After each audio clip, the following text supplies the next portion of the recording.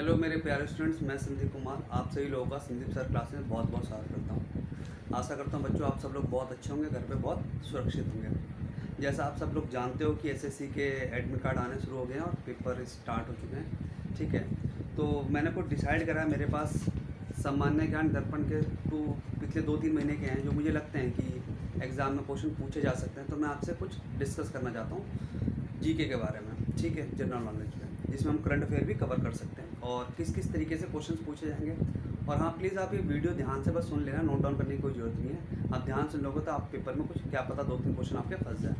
चलो मैं सबसे पहले स्टार्ट यहीं से करता हूँ।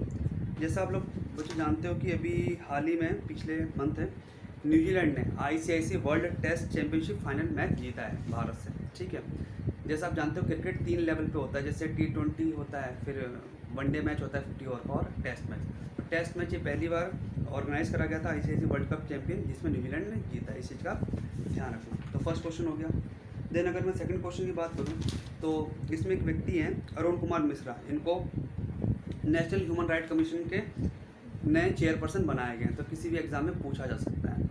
आपको बता दो कि जो उसमें चेयरपर्सन बनते हैं उनकी जो क्वालिफिकेशन होती है सुप्रीम कोर्ट के जज के बराबर ही होती है, और ज़्यादातर केस में वो रिटायर्ड जज ही होते हैं जो अपॉइंट होते हैं। इस चीज़ का ध्यान रखना।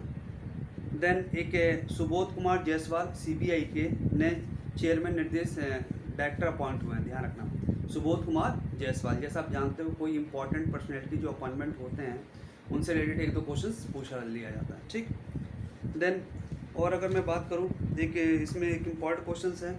अभी हाल ही में पीछे 2 पर्सनैलिटी है जिनकी डेथ हुई थी। ठीक है, एक थे सुंदरलाल बहुगुणा, ये बहुत इंपॉर्टेंट पर्सनैलिटी है, इन्वायरमेंटलिस्ट है, जिन्होंने चिपको मूवमेंट में काफ़ी ज़्यादा योगदान दिया था।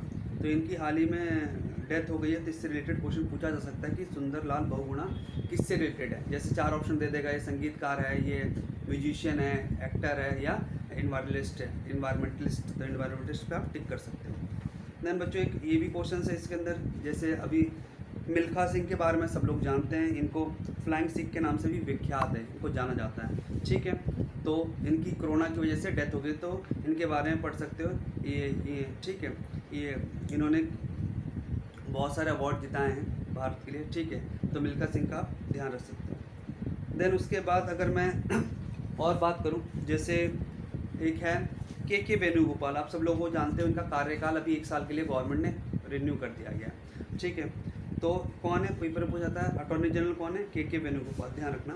ठीक है, अटॉर्नी जनरल की अगर मैं बात करूं तो हमारे संविधान में आर्टिकल नंबर 76 में कहा गया है, ठीक है, कि अटॉर्नी जनरल जो कि सर्वोच्च अधिकारी, सर्वोच्च फर्स्ट लॉ ऑफिसर कहलाता है, फर्स्ट।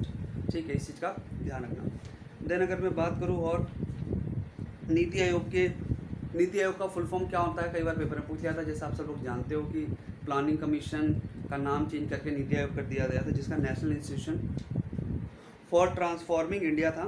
इसके सीईओ है अमिताभ कांत, इस चीज़ का ध्यान रखना। ठीक है, देन अगर मैं एक और बात करूँ कि सत्य नडेला किससे रिलेटेड है, सत्य नडेला माइक्रोसॉफ्ट कंपनी के चेयरपर्सन है, इस चीज़ का ध्यान रख सकते हो। देन अभी हाल ही में पीछे दिलीप कुमार जी का निधन हुआ। ठीक है, इनका किसी भी एग्जाम में रियल नेम पूछा जा सकता है, तो रियल नेम इनका यूसुफ खान है, ध्यान रखना बच्चों। ठीक है, थोड़ा थोड़ा इन सब चीज़ों पे ध्यान दिया करो कि पेपर में किस तरीके से क्वेश्चन पूछा जाता है और क्या क्या चीज़ें है जो आपको पता होनी चाहिए बेसिकली। ठीक है, अभी पीछे विंबलडन पुरुष एकल में खिताब जीता है नोवाक जोकोविक, ध्यान रखना। जैसे टेनिस रिलेटेड 4 गेम होते हैं, Australia open, French open, US open, Wimbledon. ठीक है, तो अभी विंबलडन का जो हुआ उसमें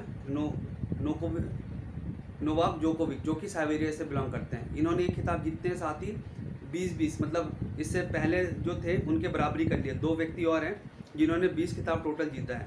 ठीक है, उनमें एक नाम है रोजर फेडरर जो कि स्विट्जरलैंड से हैं, और एक राफेल नडाल। ठीक है, तो राफेल नडाल स्विट्जरलैंड के खिताब के बराबरी कर लिया, तो किसी भी एग्जाम में पूछा जा सकता है। ठीक है, इस चीज़ का ध्यान रखते हो। देन अगर मैं कुछ क्वेश्चंस और डिस्कस आपसे करना चाहूँ कि जैसे कई बार पूछ लिया जाता है, ठीक है, तो आप इस तरीके से आप पढ़ सकते हो। मतलब बेसिकली जैसे आप अभी बैठ करके अपने लूसेंट वाली बुक्स निकाल करके आप हिस्ट्री, ज्योग्राफी, पॉलिटिकल, वहाँ से आप रिवाइज कर सकते हो। कुछ इंपॉर्टेंट आर्टिकल्स हैं जो बहुत बार पेपर में पूछे आते हैं, जैसे एग्जांपल भाई प्रेसिडेंट के पास पार्डन की पावर किस आर्टिकल में लिखा गया था, 72 में लिखा गया है, ठीक है। देन किस कॉन्स्टिट्यूशन अमेंडमेंट से जो वोटिंग एज थी 21 से 18 कर दी गई, तो वो चीज़ आपको पता होना चाहिए, 61st कॉन्स्टिट्यूशन अमेंडमेंट से करा गया है। फिर इस तरीके से जैसे आपने अभी पीछे पढ़ा था ऑर्डिनेंस, कई बार आप सुनते हो न्यूज़पेपर में कि ऑर्डिनेंस के थ्रू बिल पारित करा लिया जाता है, तो आर्टिकल नंबर 123 है, जिसमें अगर पार्लियामेंट सेशन नहीं चल रहा होता और कोई बिल इंपॉर्टेंट होते हैं गवर्नमेंट के लिए, तो ऑर्डिनेंस के थ्रू वो बिल पास करवा लिया जाता है।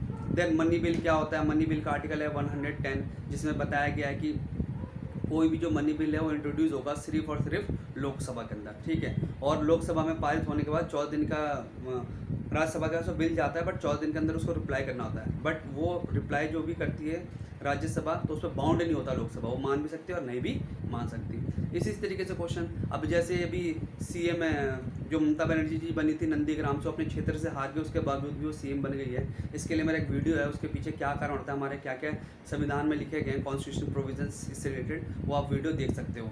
अगर आप बोलोगे तो मैं उसको कमेंट बॉक्स में डाल दूँगा लिंक उसको। तो कहीं ना कहीं आपको इस एस्पेक्ट्स को समझना पड़ेगा, चीज़ों को किस तरीके से सर पढ़ाई करनी है।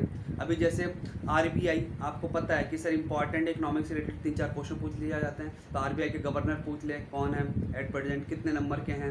आरबीआई मॉनेटरी पॉलिसी डिसाइड करती है, जिसमें मॉनेटरी पॉलिसी क्या होती है, ये सब चीज़ें पता होनी चाहिए आपको। इन्फ्लेशन को कैसे कंट्रोल करती हो, ठीक है।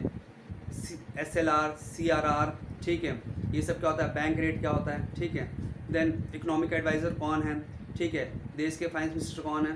तो कहीं ना कहीं आपको ये सब छोटे छोटे क्वेश्चंस जो हैं आपको एस्पेक्ट्स को समझ में आना चाहिए आपको। देन अगर मैं बात करूँ, जैसे अभी हाल ही में वर्ल्ड हेरिटेज साइट पे, यूनेस्को की साइट पे धोलावीरा को मिला है, ठीक है, यूनेस्को साइट पे उसको गया है। तो कहीं ना कहीं आपको चीज़ों को समझना पड़ेगा सर। और अभी दिल्ली के हाल ही में न्यू कमिश्नर अपॉइंट हुए हैं, कौन हुए हैं, ये आपका होमवर्क है, आप कमेंट बॉक्स में कमेंट करके जरूर बताइएगा।